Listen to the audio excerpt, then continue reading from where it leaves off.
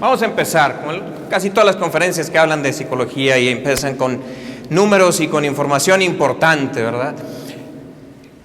En los años 60 aproximadamente se hizo un estudio en las universidades preguntándole qué es lo que consideraban los jóvenes de las universidades importante en su vida en ese momento.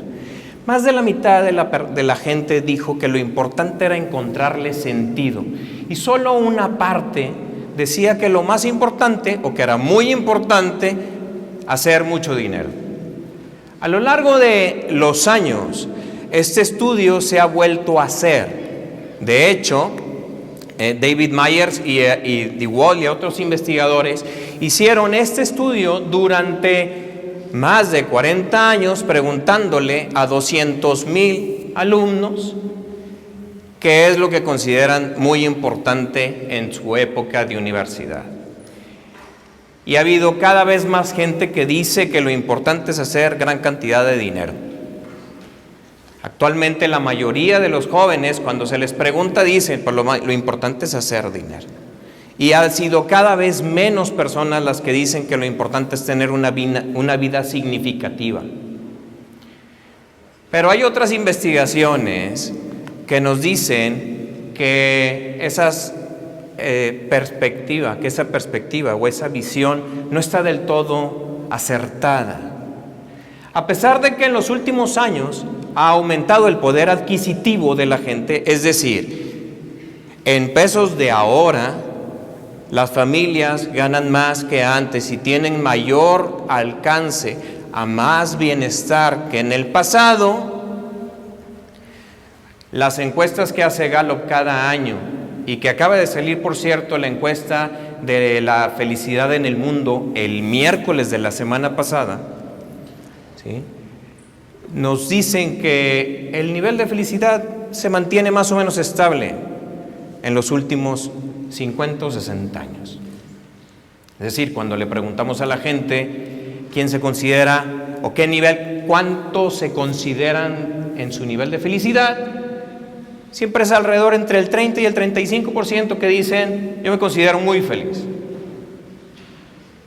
Entonces, no hay una relación tan directa con tener más y mayores placeres y vivir mejor con el hecho de estar más feliz. Y entonces platicaremos por qué. Le compete a la psicología hablarnos acerca de la felicidad. De hecho, en un primer momento, cuando nace la la psicología como ciencia, tenía tres funciones. La primera era curar la enfermedad mental. La segunda función era medir y promover el talento humano. De ahí todos los test psicométricos y el hecho de poder conocer a las personas para que puedan sus estilos de personalidad potenciarlos y triunfar mejor en la vida. Y la tercera función o tercera misión de la psicología era ayudar a las personas a ser felices. La psicología no se dedicaba a la terapia en sus inicios, se dedicaba a los estudios, a los laboratorios. Pero cuando se vino la Segunda Guerra Mundial, después de haber hecho un destrozo en la sociedad, y cuando regresan todos los veteranos a casa, no hay suficientes terapeutas para atender a los veteranos. Y no hay suficientes terapeutas en las zonas afectadas para atender a las personas después de toda esa experiencia. Y entonces las asociaciones de psiquiatría mandan llamar a los psicólogos y les autorizan a que den la terapia. Entonces el enfoque de la psicología se concentró en curar la enfermedad mental. ¿Hasta cuándo? Hasta que a finales de los años 90 aparece Martin Seligman, que es el padre de la psicología positiva, y que nos hace ver que se nos habían olvidado estas funciones de la psicología. Entonces Seligman, él llega a ser presidente de la Asociación Americana de Psicología en el 97, y él dice, oigan, se nos ha olvidado la búsqueda de la felicidad. Entonces no quiere decir que la psicología anteriormente era negativa o que hay una psicología negativa, sino que era un enfoque en las enfermedades y en curar los problemas. Pero él cuenta que en una ocasión estaba arreglando el jardín con su hija Nicole, y que estaban quitando hierba del jardín. Y entonces su hija estaba jugando, como la hija de cualquiera, y esparciendo la hierba por todos lados. Y él se enoja y la regaña y le dice: deja de hacer eso, no estés jugando. Entonces la hija se va y luego regresa y le dice: papá, recuerdo que cuando yo tenía 5 años era muy llorona, lloraba por todo, pero dejé de hacerlo y cambié. Yo creo que tú también puedes echarle ganas y dejar de ser gruñón. Y entonces él se queda, y como estaba quitando la hierba del pasto, se pone a pensar que no basta con quitar los problemas, es necesario poner algo a cambio. O sea, no queremos dejar los huecos. O sea, no basta con quitarte un problema psicológico, hay que poner algo. Y de ahí el que dice que la psicología puede ser positiva, puedo ponerle. Y puedo dedicarme a la búsqueda de la felicidad. Cuando hablamos de la búsqueda de la felicidad, Cuando hablamos de la búsqueda de la felicidad, desde los griegos, ha habido 3 caminos que la humanidad ha seguido. Pero estoy hablando de en toda la filosofía, desde Aristóteles, Sócrates. Hay 3 caminos. Y el camino más simple para buscar la felicidad es la vía del placer. Yo voy a utilizar 3 psicólogos vieneses, los 3 de Austria, y son contemporáneos. De hecho, uno fue maestro del otro, para explicar estos 3 caminos donde estamos buscando la felicidad continuamente. El primero es Freud.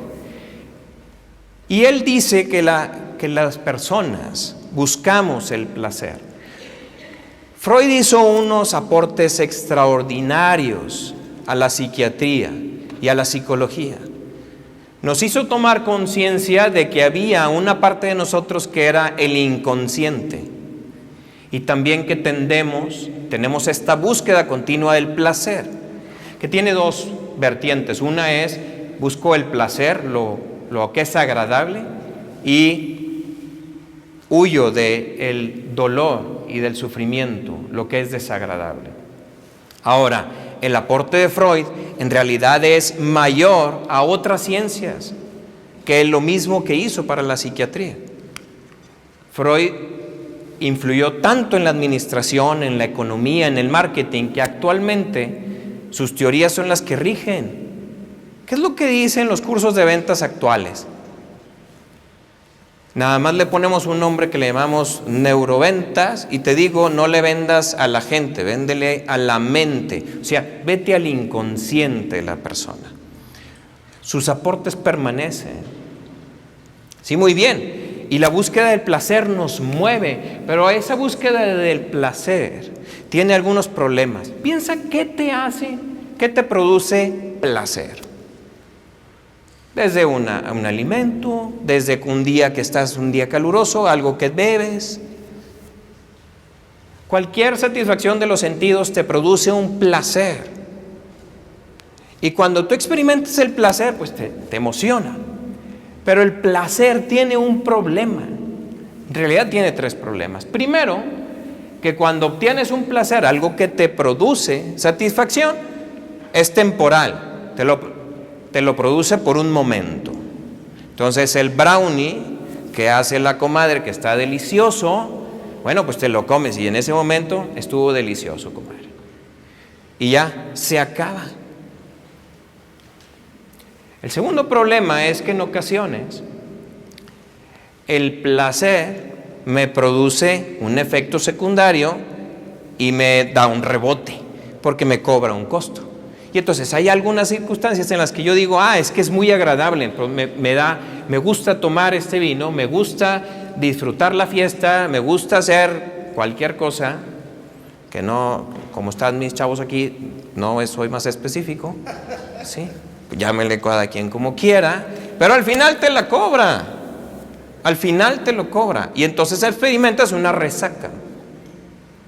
Ahora, algunos hedonistas que dicen hay que ser sabio y hay que saber qué placeres son los que no me cobran tanta factura, y si me cobra factura, pues no importa, lo que hago es, me quito la cruda con más cerveza, ya. Y entonces tengo que estar continuamente cubriendo esa satisfacción. El tercer problema del placer es que tarde o temprano vas a experimentar dolor. Tarde o temprano, no puedes evadirlo por siempre, porque va a haber pérdidas. No estamos libres de las pérdidas. Siempre hay algo. De entrada, un día no vamos a estar aquí. Y la gente con la que compartimos y convivimos continuamente, un día no van a estar y los vamos a perder. Entonces el placer no es algo que pueda yo estar sosteniendo. El cuarto problema del placer como un vehículo para la felicidad es que me vacuna. El brownie de la comadre me gusta mucho porque lo pruebo muy de vez en cuando, pero si lo tengo accesible siempre, empiezo a experimentar menor satisfacción. Su capacidad para proporcionarme placer se va disminuyendo, porque yo me voy creando una resistencia a ese placer. Eso se conoce como adaptación hedonista. Entonces, la adaptación hedonista es nuestra capacidad que tenemos de acostumbrarnos a las cosas buenas. Mi madre, cada año, el día del cumpleaños de mi papá y en el aniversario, preparaba un pastel con betún alemán. Entonces, como sabíamos que venían esas fiestas, era anticipación para ese pastel. Y cuando lo obteníamos y lo probamos, pues era una delicia. ¿Y cuándo se volvía a hacer? En el siguiente cumpleaños y en el siguiente aniversario. Pero si ese pastel lo tuviéramos a diario, accesible aquí, como sucede ahora, porque no te tienes que esperar a noviembre para probar el pan de muerto. Yo creo que la semana que entra lo ponen, porque lo han ido bajando cada vez más, ¿verdad? Sí. O sea, no te tienes que esperar, es que me gusta demasiado el pan de no sé dónde, te lo traemos. Me gusta demasiado, ya lo puedes conseguir. ¿Sí? Se lo pedimos a Rappi inmediatamente y aquí lo traes. Entonces, como ya todo está accesible, pierde efecto. Sí. Al niño, tú le das un helado la primera vez y está contento. Pero la segunda vez ya no te pide un helado. Te lo pide doble. Y la tercera, con chocolate, cubierto. Y la siguiente, un sundae. Y en la siguiente, no, pues la siguiente ya te pide el carro y ya ves. ¿Por qué? Porque nos acostumbramos a lo bueno. Entonces, voy a platicarte en esta noche las 3 vías de la felicidad. Y con relación a la primera, que tiene que ver con el placer, papá, no te toca ser el complaciente de tu hijo. Nada más ser el proveedor, que tenga lo necesario. Pero te voy a explicar por qué. Porque enfocarte en nada más querer cubrir las satisfacciones y el que esté contento es insostenible. Es insostenible, no se puede. Tu hijo tiene una capacidad de adaptación hedonista que corre en tu contra. Entonces, si tú dices, oye hijo, ¿por qué no llenas? No das con nada y ahora quieres el Nintendo y luego quieres el no sé qué y quieres el Xbox y ahora quieres el otro y el otro y el otro. ¿No tienes llenadera?, le dice la mamá. El niño, no, papá, tengo adaptación hedonista. Entonces, Mi primer rol es el ser proveedor, el cubrirle, pero necesitas desanclarlo de querer buscar solamente en el placer la felicidad. Es insostenible. El segundo camino, a lo largo de la historia, también desde Epicuro de Samos, la actualidad, es lo que Adler le llama, Alfred Adler, la segunda escuela de psicología en Viena, le llama el camino de la búsqueda del poder. Adler decía que los seres humanos lo que queremos es poder, es conquistar metas, es alcanzar los logros. Y entonces, en este segundo camino, yo puedo dejar de lado el placer por un momento. ¿Por qué? Porque yo voy a ir a conquistar. Y son aquellos niños a veces hasta aguerridos de que no quiero que me lo des, quiero ganármelo. Tarde o temprano vamos a experimentar trauma. Un trauma no es otra cosa que un golpe. Un golpe, o sea, tarde o temprano nos tenemos que dar de golpes con la vida. O nos los damos nosotros o la vida se encarga de dárnoslos. Pero hay golpes. Y entonces, el mismo niño al que quiero proteger y cuidar y todo, se va a dar de algún golpe. Algunos serán muy sencillos y otros serán durísimos. No podemos evitarlos. Como el enfoque de la psicología anteriormente era basado en el curar la enfermedad, durante muchos años estuvo estudiando los efectos del trauma y cómo algunas personas quedaban muy dañadas después de un acontecimiento. De hecho, el estrés postraumático fue una de las enfermedades que se agregaron después de la Segunda Guerra Mundial, que era porque las personas no se reponían después de haber enfrentado la guerra.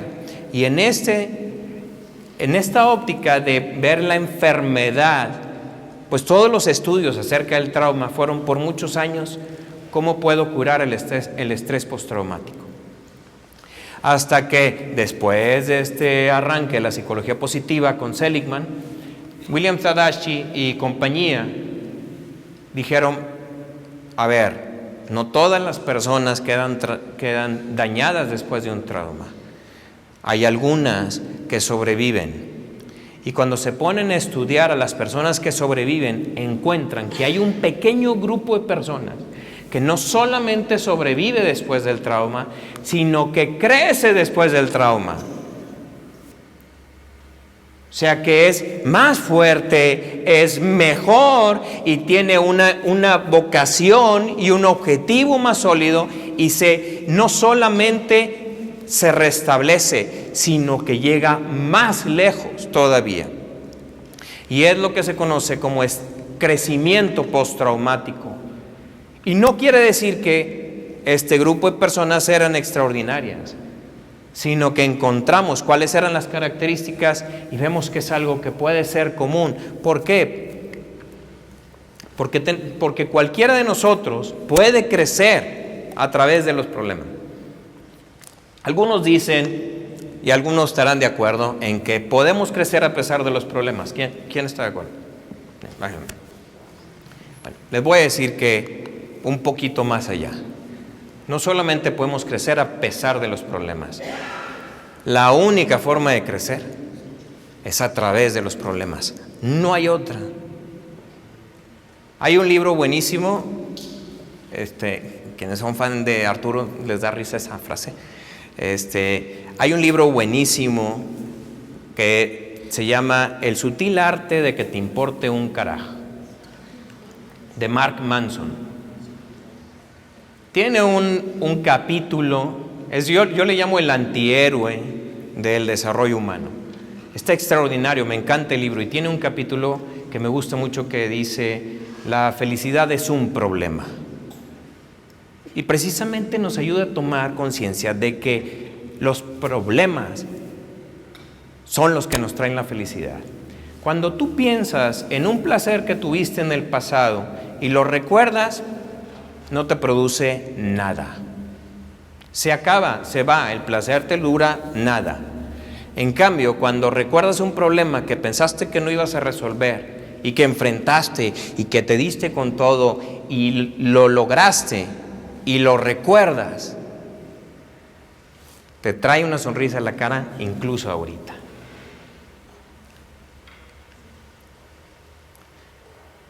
¿Por qué? Porque somos como resortes. La palabra resiliencia viene de la metalúrgica, viene de la física, y es la capacidad que tienen los metales de restablecerse, o cualquier cuerpo de restablecerse después de que han sufrido cierta presión. En latín, la palabra resiliencia, resiliere, significa brincar de regreso, o brincar hacia atrás. Pero no es solamente de que yo me regreso a donde estaba, sino que después de una presión yo brinco y llego más lejos de donde estaba. Somos como resortes y los niños son como resortes. Y tienen esta capacidad de resiliencia. Aquello de lo que nos quejamos, de que no tienen llenadera, porque se adaptan al placer, es la misma característica, es la misma habilidad para adaptarse a las dificultades. Es la misma, para resistir y enfrentar los retos. Todos nuestros hijos tienen esa capacidad. Todos. ¿Sí? Nelson Mandela tenía una frase, inicia su gobierno con una frase de Marianne Williamson y dice: no es nuestra oscuridad, no es nuestra pequeñez lo que nos da miedo, es nuestra luz lo que nos asusta. Somos grandes y eso nos da mucho miedo, porque no sabemos de qué somos capaces. Tu hijo es muy grande y tiene más capacidad de la que él cree. El crecimiento postraumático nos da 5 beneficios. La primera es, nos da una mayor fuerza interior. Cuando hemos enfrentado un problema y nos sobreponemos, nos da una mayor fuerza interior. Tenemos una mayor capacidad para enfrentar, porque nadie conoce su límite hasta que no lo intenta cruzar. Y entonces la vida te estira y de pronto dices: yo jamás pensé que fuera capaz de hacer esto, ¿o no? Y entonces descubres unas cosas, unas habilidades y unas potencialidades que jamás habías considerado. La segunda es esta, que te da mayor apertura a posibilidades. Cuando tú has crecido y has resuelto el problema sin darte cuenta de dónde sacaste tus habilidades, de pronto dices: ah, caray, yo no sabía que yo era capaz de hacer esto. Nos da relaciones más estrechas, más cercanas, nos encontramos más cerca cuando enfrentamos los problemas y los resolvemos juntos. Nos hace valorar más la vida, las cosas pequeñas, aquello que parece insignificante y que vemos todos los días. Cuando crecemos por los traumas, regresamos a nuestra vida y la vemos con nuevos ojos. Y por último, nos hace abrirnos a algo más grande que nosotros mismos, acrecienta nuestra espiritualidad. ¿Cuál es nuestro papel como papás con esta segunda vía? Si nosotros una de nuestras tareas es ser proveedores, la segunda es ser formadores. La formación de tu hijo no es tu responsabilidad, es tu derecho. El que forma y el que educa, educa conforme a sus intereses. Pues te toca a ti educarlo conforme a los intereses tuyos, lo que tú quieres para él. Eso, ¿te fijas cómo es un derecho? No es tarea de las escuelas. La escuela te sirve para complementar lo que tú eres responsable de hacer. Y educar, son 3 puntos los que tenemos que educar en ellos. El primero es la inteligencia. sí darle información, pero también enseñarle a nuestros hijos a tener un pensamiento crítico, a no irse con las primeras impresiones, a poder razonar, a poder deducir, a poder ser creativos. Pero una vez encontrando la respuesta y haciendo compromisos, la segunda función que tenemos que educar es la voluntad. Ahora, la voluntad es la fuerza que tengo yo para controlarme a mí mismo y hacerme hacer lo que quiero hacer. Hacerme hacer lo que quiero hacer. Porque todos queremos hacer cosas que luego no hacemos, ¿no? Por eso empezamos las dietas los lunes, que yo no sé en dónde está escrito que las dietas se tienen que empezar en lunes. Las nutriólogas tienen la culpa, porque ellas hacen la hojita y empiezan en lunes.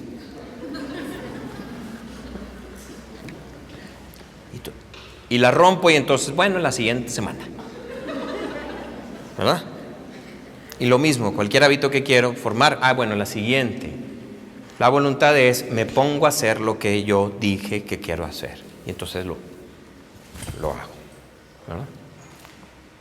Creemos que la fuerza de voluntad es la que nos lleva a conseguir las cosas grandes. No es la fuerza de voluntad. La fuerza de voluntad es la que nos lleva y nos ayuda a implementar los hábitos. Y los hábitos son los que nos llevan a conseguir las cosas grandes. Es como la marcha en el carro.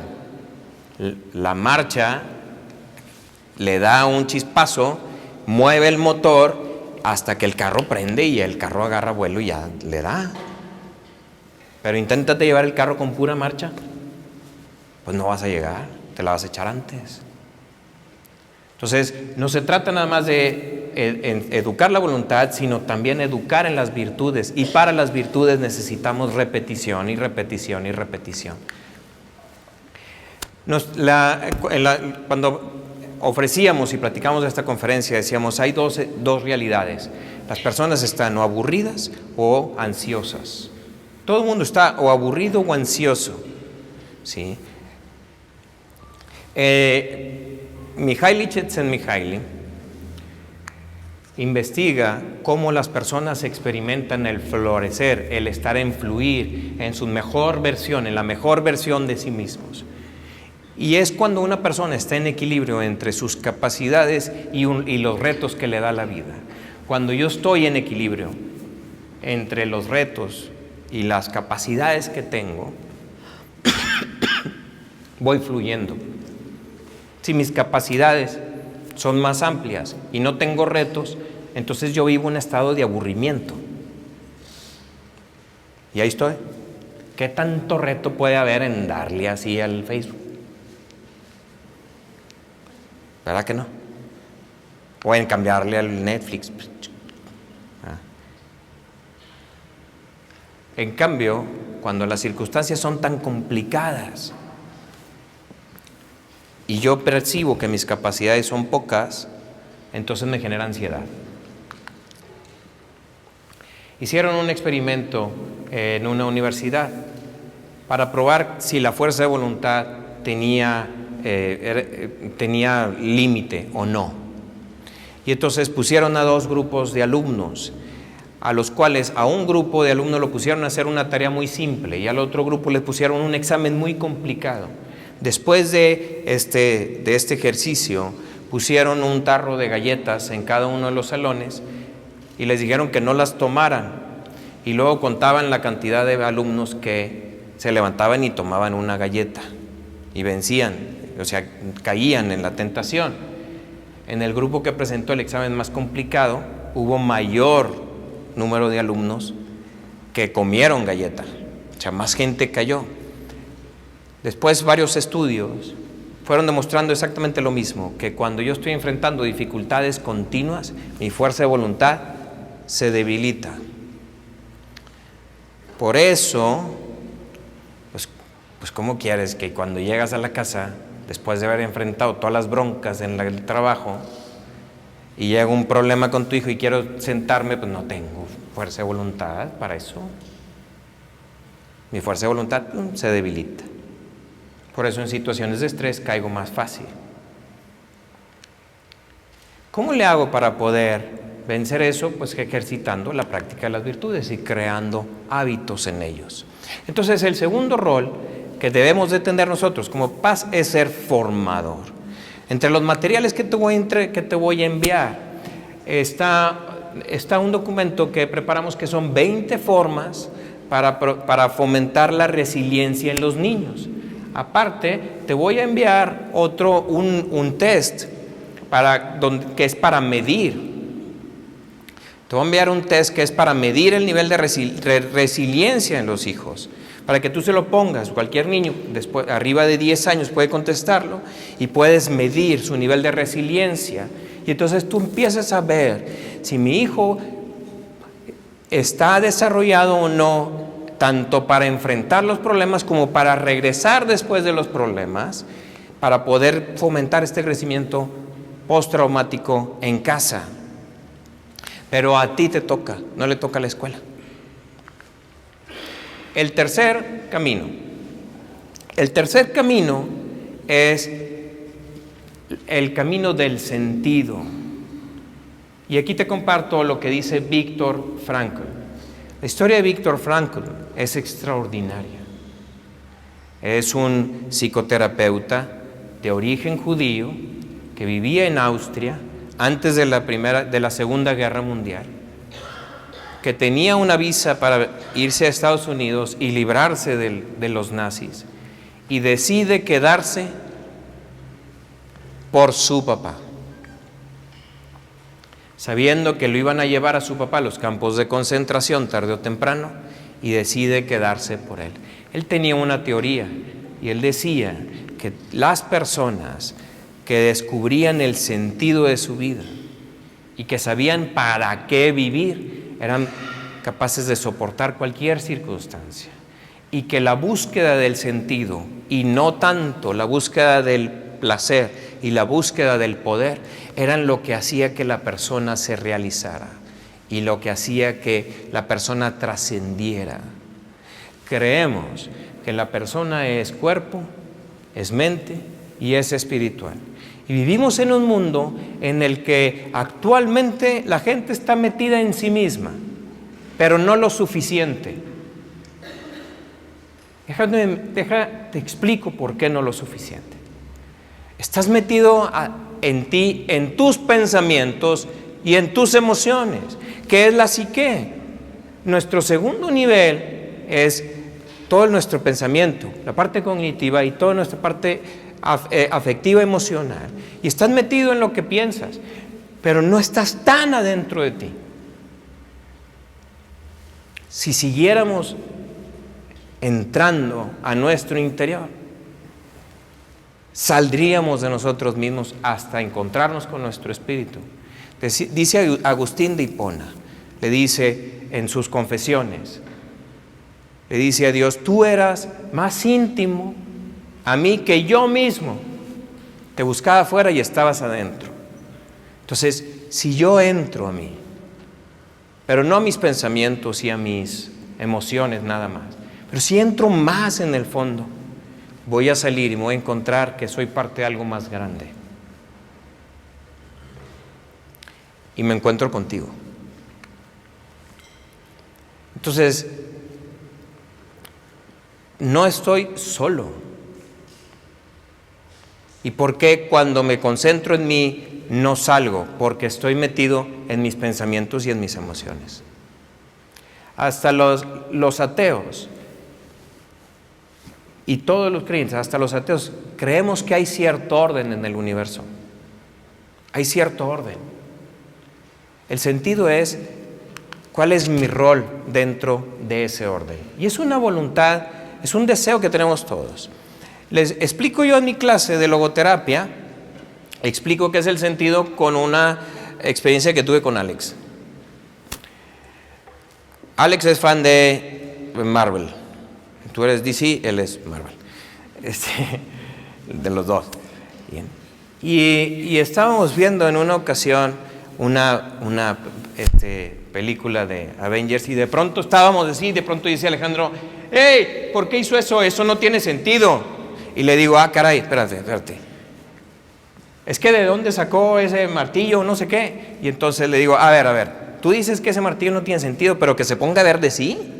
Que se abra el cielo y vengan los extraterrestres. Todo eso sí tiene sentido, ¿verdad? Y entonces él me dice, no, papá, no tiene sentido para la historia. Y entonces él va corriendo, recoge el iPad, se acerca conmigo y me enseña esta gráfica. Y me dice, mira, papá, es que es el Marvel Cinematic Universe. Y él, ¿qué? Sí. Y me dice, es el Marvel Cinematic Universe. Todas las películas de Marvel están conectadas, pero esa escena no tiene sentido. Quiere decir que esa escena no tenía una explicación, una congruencia con el resto de las películas.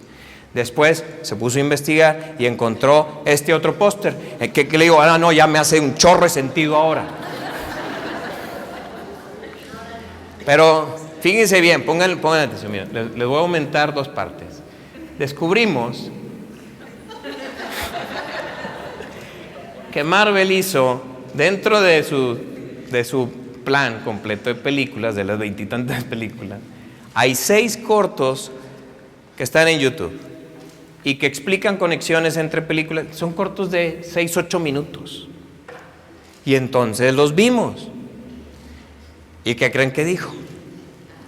Ah, ya tiene sentido. Ok. Todo lo que te sucede en tu vida, en mi vida, tiene un sentido. Robert McGee es escritor, guionista de cine. Y él dice que en el cine todo elemento que pongas, una escena, un personaje, algo, todo lo que pongas, tiene que tener significado, o dice él, tiene que contribuir para el final de la película. Tiene que tener un sentido, todo lo que pongas. Y pues bueno, yo me explico, ok, si gastan millones, claro, si digo, quiero una explosión aquí, porque no, nada más quiero una explosión, así que se vea bien padre y todo. No, pues voy a gastar como 5 millones en hacer una explosión, pues necesito que tenga un sentido. Pero en tu vida y en la vida de tu hijo, todo tiene un sentido. El sentido tiene 2 acepciones, por no decir que el sentido tiene 2 sentidos, ¿sí? Tiene 2 acepciones. La primera es, hay una congruencia interna. Tu vida tiene una congruencia y todo lo que te sucede apunta hacia cierto lugar.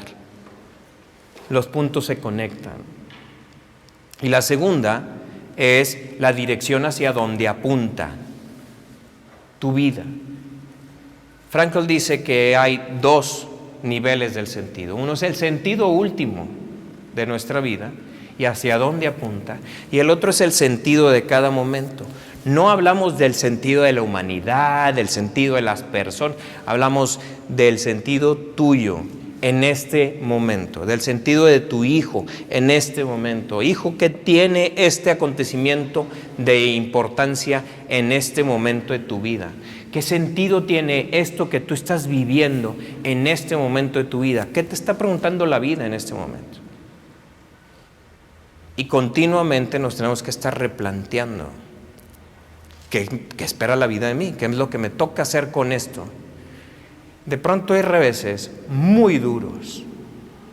Una enfermedad, una muerte, un accidente, un divorcio.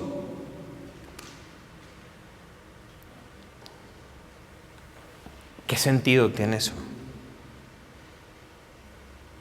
Y necesitamos hacer que nuestros hijos empiecen a preguntárselo. Quien tiene para qué vivir es capaz de soportar cualquier cómo, dice Frankl. Pero lo mismo da para el otro lado de la moneda. Quien no tiene un para qué vivir no es capaz de soportar ningún cómo. Por eso hay personas que teniendo todo no lo soportan, porque no tienen un para qué.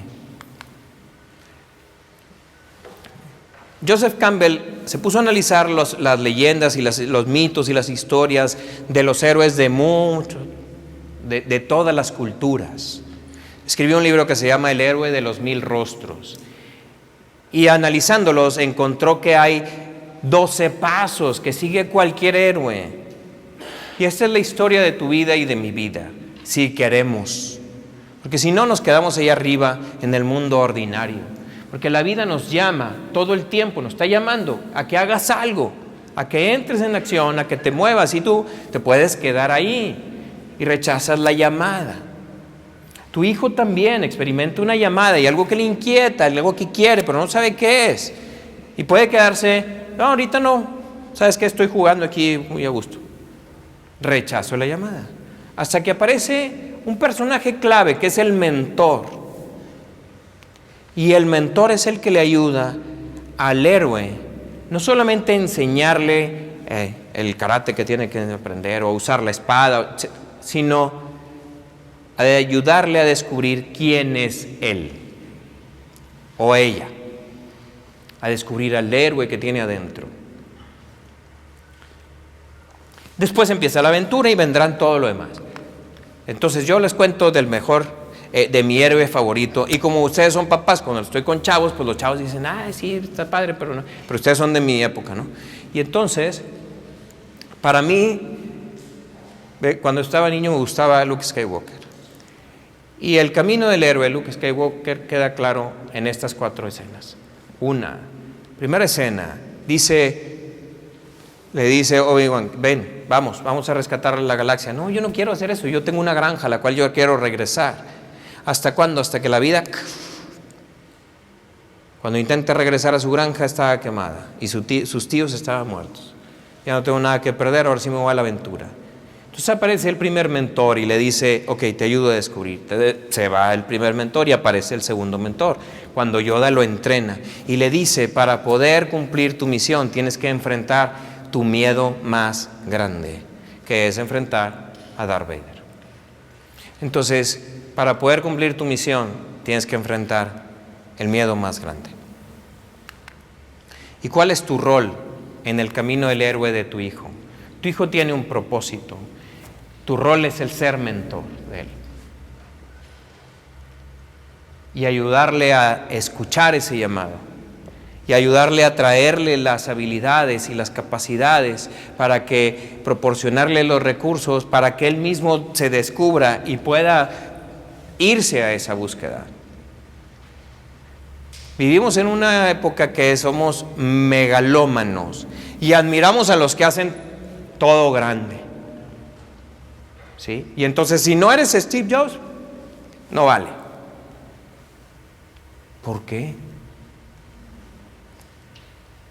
Si no llenas el auditorio, no, entonces estuvo bien chafo la conferencia. ¿Por qué? ¿Sí? Si no lo haces grande, poderoso, aparatoso, bien, y a la primera no cuenta, y con una mano atada a la espalda. ¿Por qué? Déjenme explico por qué, cómo hemos llegado a los hijos consentidos.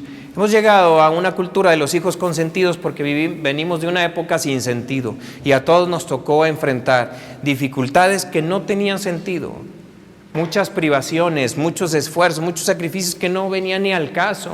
Pues claro, pues veníamos de las guerras y entonces nos dijimos en un momento, yo tengo que darle a mis hijos lo que yo no tuve. Que tengan lo que yo no tuve y que no les falte nada de lo que a mí me faltó. Y entonces creamos hijos consentidos, porque aparte nos hicieron creer todos los mercadólogos que agarraron todas las corrientes de pensamiento de Freud, que buscábamos el placer. Y entonces, ¿qué? Dales el placer. Oye, ya se le acabó, ten más placer. Pero ya se le acabó, aquí hay más.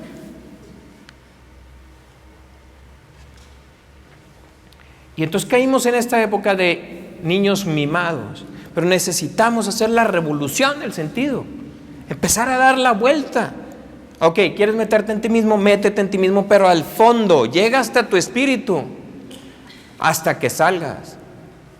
¿Quieres salir de ti? No importa, sal y encuéntrate con todos los demás. Encuentra un sentido, un propósito, un para qué. Entonces queremos tener hijos consentidos o hijos con sentido, que tienen propósito.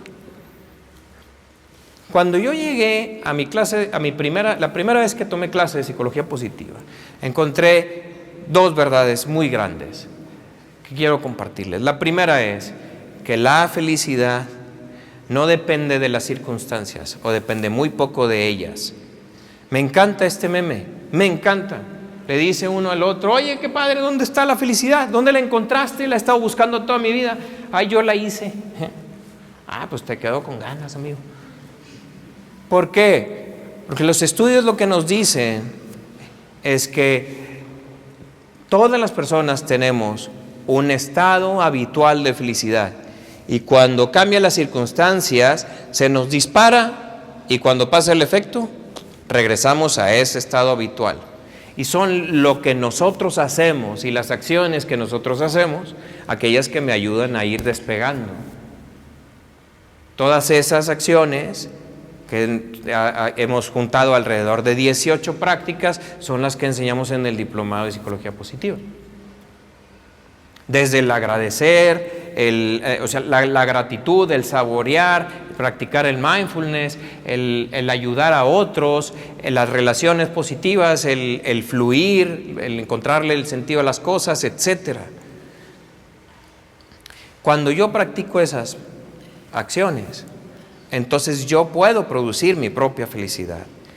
La segunda verdad muy drástica que encontré en la primera clase que fui es que la felicidad no tiene un solo componente, tiene 5 por lo menos. Martin Seligman utiliza el acrónimo el PERMA para decir lo que es la felicidad, el bienestar completo, o la vida del bienestar. El primero, la P, son las emociones positivas, la búsqueda del placer. Cuando yo experimento una acción o una situación que me causó placer, yo experimento una emoción positiva, qué padre, me dio gusto verte, me gustó el brownie que comimos, me gustó el vino, me gustó la fiesta, me gustó lo que siguió después de la fiesta y del vino, y etcétera, ¿no? Experimento placer. Pero eso es solamente una parte.